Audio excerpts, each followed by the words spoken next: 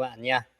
Ở video này chúng ta sẽ tìm hiểu bài số 3, đó là thực hành đánh giá chất lượng thông tin, thuộc chủ đề 2, tổ chức lưu trữ tìm kiếm và trao đổi thông tin.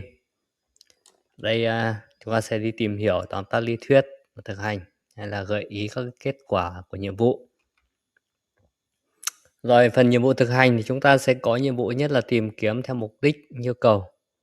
Yêu cầu của nhiệm vụ là xác định được cái mục đích tìm kiếm và những cái yêu cầu tìm kiếm cụ thể, và thực hiện tìm kiếm thông tin dựa trên các mục đích và yêu cầu đã xác định.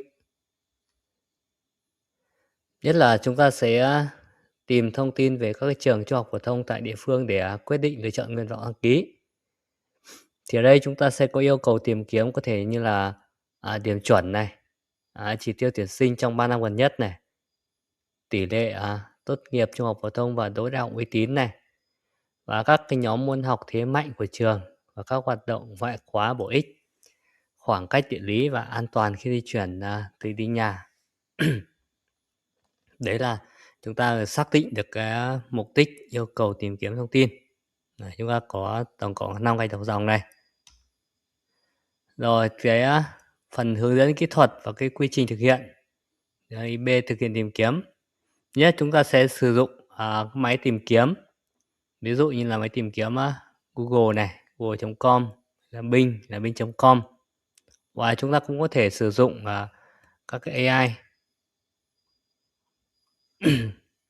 Thì đây chúng ta có một cái ví dụ, đây là chúng ta sẽ tìm kiếm với từ khóa cụ thể là Olympic tin học 2023 tỉnh Vĩnh Phúc. Thì cái ví dụ này nó cũng không phải là không đúng lắm so với cái mà nhiệm vụ chúng ta tìm kiếm. Ví dụ như đây ở đây chúng ta có như ở Lạng Sơn thì có, ở huyện thì có trường trung học phổ thông Lộc Bình này, rồi trường trung học phổ thông Chi Lăng này. Đấy, thì chúng ta có thể tìm kiếm cái thông tin cụ thể như thế. Rồi và sử dụng cái công cụ hội thoại thông minh, tức là chúng ta sử dụng AI chatbot, tức là sử dụng AI ấy, chatgpt.com hay là gemini.com đấy. Rồi chúng ta có thể là sử dụng AI để khoanh vùng cái phạm vi, ví dụ như hãy cho tôi biết tên các cái trường trung học phổ thông gần Vĩnh Tường, Vĩnh Phúc, ý là chúng ta ở đâu chúng ta sẽ tìm kiếm. Ví dụ như là mình ở Lạng Sơn thì mình sẽ tìm xung quanh thành phố Lạng Sơn chẳng hạn, thì ở đây sẽ là hãy cho tôi biết tên các cái trường trung học phổ thông khu vực Lạng Sơn, đấy, khu vực thành phố Lạng Sơn hay là khu vực của phường nào đấy.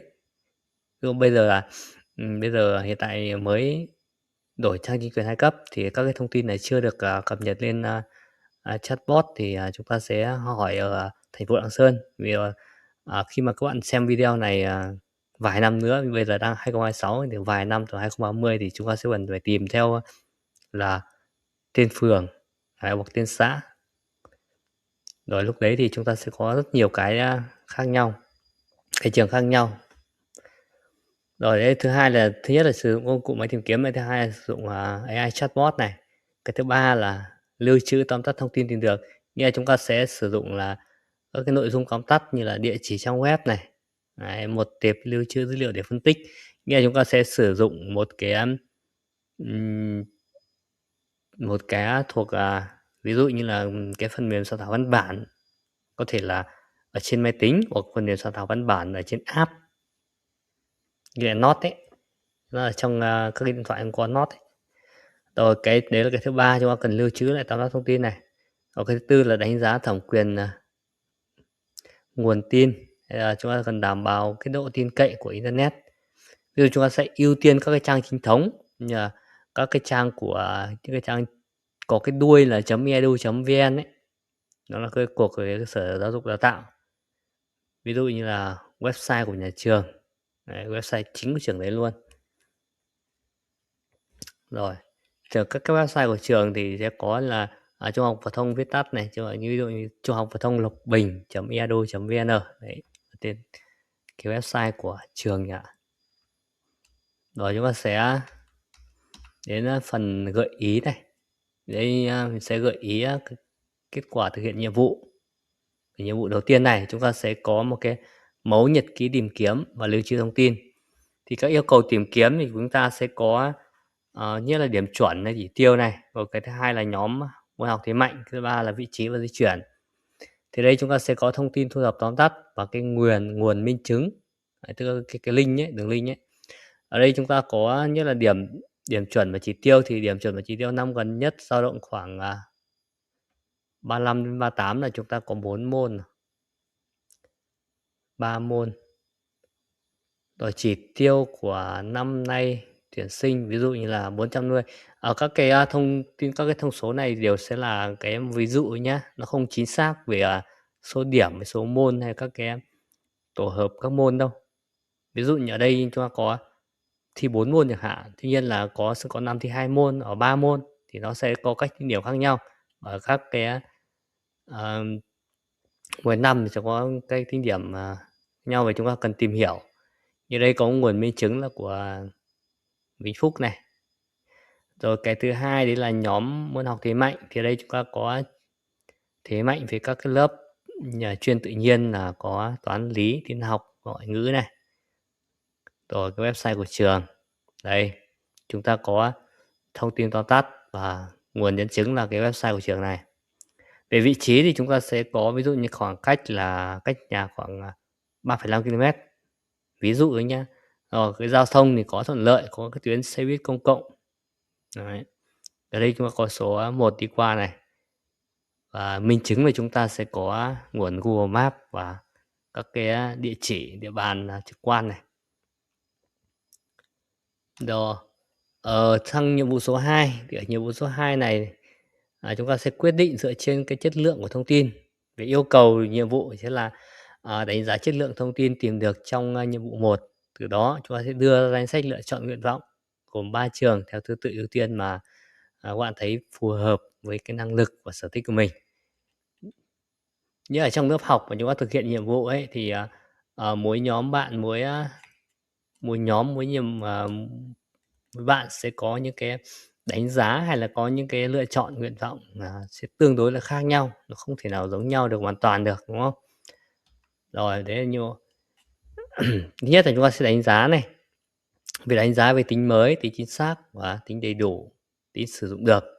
Chúng ta cần để đấy có đầy đủ cái 4 cái tính chất này: mới, chính xác, đầy đủ và sử dụng được. Thì tính mới chúng ta sẽ cần thông tin cập nhật gần nhất này, kiểm tra cái ngày đăng bài hoặc là ngày cuối cùng được đề cập để tránh thông tin lỗi thời. Nghĩa là chúng ta sẽ tìm cái gần nhất với ngày chúng ta tìm kiếm đấy. Về tính chính xác thì chúng ta sẽ đối chiếu với nguồn thông tin khác nhau và kiểm chứng các cái thông tin tiêu cực hay là không chính thức qua các cái nguồn thẩm quyền. Nghĩa là có các cái thông tin tiêu cực thì chúng ta sẽ cần kiểm chứng xem là cái thông tin đấy có chính xác hay không, cái độ tin cậy của nó bao nhiêu. Đấy. Rồi cái thứ ba đấy là tính đầy đủ, thì chúng ta sẽ nhìn nhận trường học qua các bức tranh tổng thể, như là thiếu bất kỳ thông tin nào như điểm chuẩn, học phí hay là cái học phí này nó không phù hợp lắm, nó vì tất cả chúng ta đều miễn phí hết rồi để làm. Rồi đấy là tính đầy đủ nhá. Tính đầy đủ chúng ta có các cái thông tin chúng ta tìm kiếm, chúng ta đánh giá đầy đủ ấy. Cái thứ tư đấy là tính sử dụng được, cần phù hợp với yêu cầu chọn trường của cá nhân. Mỗi bạn sẽ có một cái yêu cầu, có nguyện vọng khác nhau. Chúng ta tránh sa đà vào các cái thông tin giật gân, câu view không liên quan đến mục đích. Đó. Chúng ta tìm mà chúng ta thấy các cái thông tin không liên quan thì cái chúng ta tìm chúng ta sẽ không có sa đà vào. Ví dụ chúng ta tìm cái thông tin cái trường đấy, tuy nhiên là ở cái máy tìm kiếm Google ấy, chúng ta sẽ có nhiều cái thông tin, nhiều kết quả trả về và chúng ta sẽ tìm đúng cái kết quả chúng ta cần tìm thôi. Ở nhiệm vụ thứ hai này chúng ta sẽ cần lựa chọn và sắp xếp thứ tự, như là chúng ta ý B này, yêu cầu của ý B là lựa chọn cái trường phù hợp này. Lựa chọn dựa trên cái thông tin tìm được. Này. Các bạn có thể lựa chọn các cái trường phù hợp với năng lực và sở thích của mình. Và cần lưu ý tính khả thi của phương án được chọn. Như chúng ta có khả năng là thi vào không? Chúng ta có phù hợp không? Đấy. Rồi, tiếp theo là chúng ta sẽ cần sắp xếp tại cái danh sách ưu tiên. Chúng ta sắp xếp các cái trường được lựa chọn theo một cái danh sách ưu tiên, thứ tự ưu tiên giữa các cái tiêu chí lựa chọn. sẽ giúp chúng ta xác định được, cái danh sách các trường đã chọn một cách thuận lợi nha. Chúng ta sắp xếp theo, cái thứ tự mà chúng ta cảm thấy phù hợp nhất này. Và chúng ta dựa trên các cái thông tin chúng ta tìm được và chúng ta sẽ sắp xếp cái nào phù hợp nhất để ưu tiên, chúng ta chia ra, đúng không? Cho các nguyện vọng 1, nguyện vọng 2 và nguyện vọng 3 đấy. Đây, chúng ta sẽ có một cái, phần gợi ý kết quả thực hiện nhiệm vụ số 2 này. Nếu chúng ta có 2 cái nhiệm vụ chúng ta cần thực hiện này, A và B, đúng không? Ở đây chúng ta sẽ chia bảng ra, chúng ta có một cái bảng và đánh giá chất lượng và thứ tự nguyện vọng ưu tiên. Nhất chúng ta sẽ có thứ tự ưu tiên nguyện vọng, có 3 nguyện vọng này, tên trường này, đánh giá chất lượng thông tin và cái mức độ phù hợp thực tế. Về nguyện vọng số 1, nó cũng sẽ là ưu tiên số 1. Ví dụ ở đây chúng ta có trường Trung học phổ thông, cái Lê Xoay này, nói chung là cái tên này đều là ví dụ thôi nhá. Về chất lượng thông tin thì chúng ta sẽ đánh giá đây là rất tốt, đúng không? Cập nhật điểm chuẩn mới này, thông tin đầy đủ về, nhóm môn học trên cái website chính thống, cái web của nhà trường ấy. Rồi mức mức độ, phù hợp thực tế chúng ta đánh giá là mức cao, tức là phù hợp ấy, đúng sở thích như là khối tự nhiên và cách nhà khoảng 35 ki-lô-mét, 3,5 ki-lô-mét. Rồi, cái nguyện vọng số 2 cũng là một cái ưu tiên số 2 là trường Trung học phổ thông Nguyễn Viết Xuân chẳng hạn. Thì ở đây chúng ta có chất lượng thông tin là tốt, đúng không? Thông tin đầy đủ này, đối chiếu trùng khớp với dữ liệu tuyển sinh của 3 năm gần đây. Về mức độ, phù hợp thực tế thì khoảng cách là khá tốt, khoảng cách, khoảng 7 ki-lô-mét là phương án dự phòng tốt, đúng không? Thay vì, 3,5 ki-lô-mét chúng ta cũng có thể có nguyện vọng số 2 là 7 ki-lô-mét cũng, gọi là, tương đối. Rồi còn cái số 3, thứ tự nguyện vọng số 3, đấy, thì chúng ta có trường Trung học phổ thông Đội Cấn này, đánh giá chất lượng thông tin thì là tốt, đúng không? Có đầy đủ dữ liệu, điểm chuẩn, thấp hơn cái nguyện vọng 1 và nguyện vọng 2. Nghĩa là chúng ta sẽ cần đánh giá thông tin là phải đầy đủ thông tin nhé, chúng ta không có đầy đủ thông tin chúng ta không, được chọn đâu, không đưa vào nguyện vọng. Về mức độ, phù hợp thực tế thì, an toàn, điểm chuẩn an toàn, đảm bảo cái khả năng trúng tuyển. Đấy, cái này là thiết thực hơn cái trước, đúng không? Tức là chúng ta đang có thiếu cái khoảng cách, tuy nhiên là, cái lựa chọn này lại an toàn, bởi vì điểm chuẩn an toàn là điểm chuẩn chúng ta dễ trúng tuyển hơn đấy. Rồi đấy là cái, gợi ý kết quả thực hiện cái nhiệm vụ số 2. Thì ở trong bài này chúng ta sẽ cần, yêu cầu, luyện tập, nó luyện tập thực hành tìm kiếm các thông tin ở trên internet để biết về các cái môn học được dạy ở bậc trung học phổ thông. Và dựa dựa vào các cái thông tin tìm được thì, đưa ra cái dự kiến để chọn các cái môn học thích hợp ở trung học phổ thông. Nghĩa là chúng ta sẽ có trung học phổ thông chúng ta sẽ có nhiều cái môn tự chọn, nên là chúng ta sẽ cần phải tìm hiểu. Đấy, rồi các bạn sẽ, tạm dừng video lại và có thể là tìm kiếm các thông tin về các cái môn học ở trường Trung học phổ thông. Rồi sau khi tìm kiếm thì chúng ta sẽ thử đưa ra lựa chọn xem là có phù hợp không. Và việc chúng ta lựa chọn từ đầu năm thì chúng ta sẽ có nhiều thời gian để chúng ta có thể kiểm chứng được cái nguồn thông tin đấy. Ở đây thì, sẽ có cái gợi ý đáp án luyện tập này. Ví dụ như là ở đây có các cái nhóm môn học ở trường Trung học phổ thông và dự kiến, lựa chọn của học sinh, lựa chọn của bạn đấy. Nhất là các môn học ở bậc trung học phổ thông, và có các cái môn bắt buộc như là ngữ văn, toán, ngoại ngữ, lịch sử, giáo dục thể chất, giáo dục phòng an ninh này, hoạt động trải nghiệm hướng nghiệp giáo dục địa phương. Các cái môn học, lựa chọn như là địa lý, giáo dục kinh tế, pháp luật này, vật lý, khoa học, sinh học, công nghệ, tin học, âm nhạc, kỹ thuật này. Đấy là một số cái môn ở trung học phổ thông này. Cái thứ hai đấy là dự kiến lựa chọn, thì chúng ta sẽ có định hướng, khoa học tự nhiên và công nghệ, thích hợp cho học sinh yêu thích các cái môn lập trình và thiết kế kỹ thuật. Đấy. Tổ hợp các cái môn lựa chọn đề xuất như là vật lý, hóa học, tin học, công nghệ, thiết kế. Đấy, những cái môn thuộc về tự nhiên chúng ta có, toán, lý, hóa, tin, công nghệ đấy. Thì đây chúng ta sẽ có lựa chọn phù hợp với năng lực học môn tự nhiên và muốn sau này theo đuổi cái ngành, công nghệ thông tin hoặc là kỹ thuật phần mềm.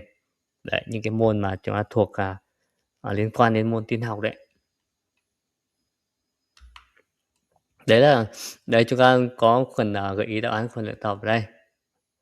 Và để, thực hiện thành thạo được thì chúng ta sẽ làm một cái phần, bài tập ở phần vận dụng nữa. Thì yêu cầu của cái phần, vận dụng này thì chúng ta sẽ tạo ra một cái bài thuyết trình về, chủ đề là chọn môi trường, học tập sau khi kết thúc cấp trung học cơ sở với các nguồn thông tin mà chúng ta có thể thu thập được. Đấy là yêu cầu của phần vận dụng. Thì ở đây chúng ta có thể là, dựa vào cái, gợi ý đáp án ở đây để, lập một cái dàn ý cho cái bài thuyết trình, trình chiếu về chọn trường. Nghĩa là chúng ta có thể thực hiện, làm, một cái bài, gọi là, một dự án nhỏ đấy, một bài tập lớn và dự án nhỏ thôi. Thì ở đây chúng ta sẽ có 3 phần. Phần thứ nhất là chúng ta sẽ giới thiệu chung thì có hai cái slide. Cái slide số một là trang tiêu đề. Trang tiêu đề thường là sẽ, có cái sự lôi cuốn đấy, đúng không? Cái thứ hai đó là mục tiêu cá nhân, chúng ta xác định được cái năng lực bản thân này, ước mơ nghề nghiệp tương lai, sở thích cá nhân để định hướng.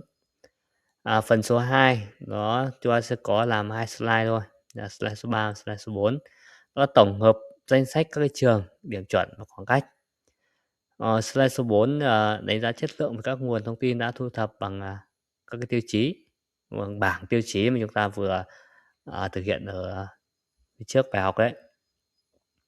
Còn số 3 đó là quyết định lựa chọn, là cái slide số 5, đó là thứ tự 3 nguyện vọng mà chúng ta ưu tiên thiết lập. Slide số 6 đó là kế hoạch học tập và ôn luyện phấn đấu để đạt được mục tiêu. Rồi, còn cái slide số 7, cái slide mà chúng ta luôn luôn, cần, đó là slide, ờ, kết thúc đấy. Và có một cái slide kết thúc ở đây, quên đưa vào. Rồi, đấy là phần, bài số 3. Ở bài này chúng ta sẽ cần, thực hành, nhiều hơn thì chúng ta mới có thể là thực hiện nhuần nhuyễn được các cái, phần mà chúng ta tìm hiểu, lập được cái kế hoạch. Rồi video đến đây là kết thúc và các bạn nhớ đăng ký kênh để đón xem cái video, tiếp theo ở bài số 4. Rồi, xin chào và hẹn gặp lại.